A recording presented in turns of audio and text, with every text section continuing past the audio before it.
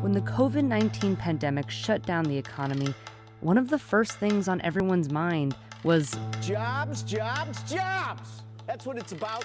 the pandemic created the biggest spike in unemployment in U.S. history. Between the end of March and the beginning of August, over 1 million people have applied for unemployment insurance each week. At its height, nearly 15% of working Americans were unemployed.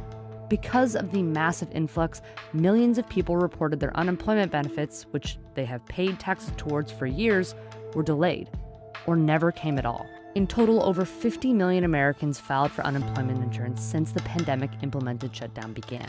And unlike in many other wealthy countries, Americans depend on their jobs, not just to pay for food and housing, but also for healthcare.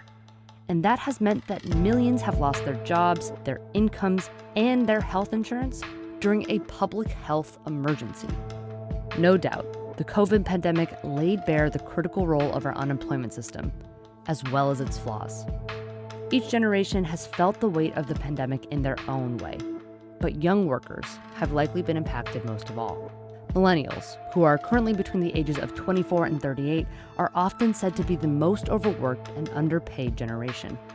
Many are still recovering from the 2008 financial crisis, and now millennials may be the hardest hit group by the economic turmoil of the pandemic.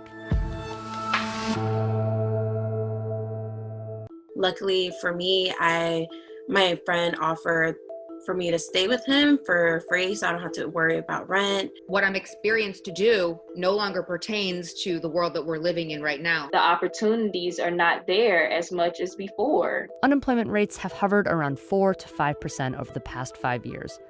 But when state governments were forced to close down the economy to stop the spread of COVID, that percentage spiked.